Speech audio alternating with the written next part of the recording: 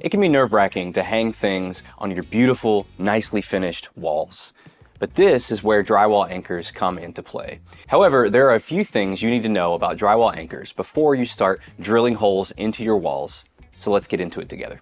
I'm Caleb the contractor, and I'm here to help you with basic household DIY projects like hanging things on your wall. Now, the first thing we need to briefly touch on in terms of drywall anchors are the different types.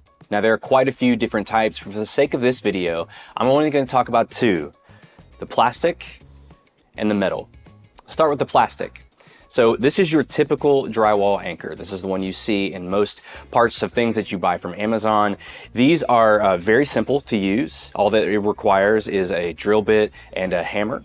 The pros of these are they leave minimal damage in your wall. But the cons is they don't typically hold as much as a more robust or metal drywall anchor. And so speaking of the metal ones, this is a metal drywall anchor.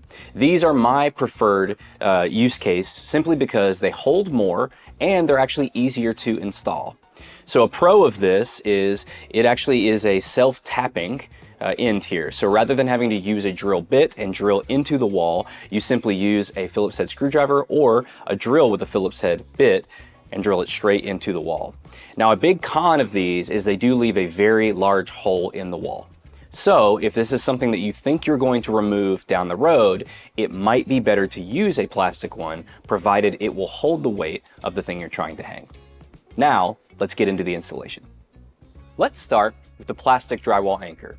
The supplies you're going to need are the anchor, a drill with a Phillips head bit, as well as a drill bit and a hammer. Now, the important part of the drill bit is it needs to be smaller than the actual diameter of the anchor. Not too much smaller, but slightly smaller so that the anchor has something to grab onto. First, start by locating where you're going to place your drywall anchor. Then, grab your drill with the drill bit and screw a hole into the wall.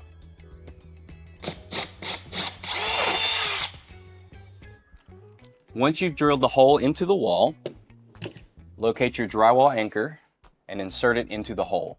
If you've chosen the right size drill bit, you'll see that the drywall anchor sits in the hole, but there's some resistance when I push against it. That's important. Next, use your hammer to lightly tap the drywall anchor into place.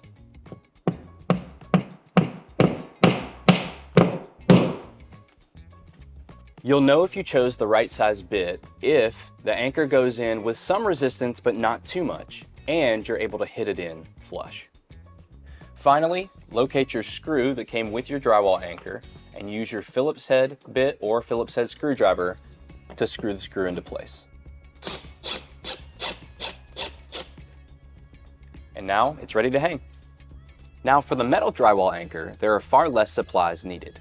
All you need is your metal drywall anchor, the screw that came with it, and a drill with a Phillips head bit.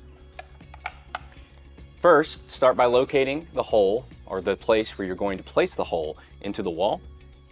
Grab your metal drywall anchor, center it on the hole, then take your drill with your Phillips head bit and begin to slowly screw it into the wall.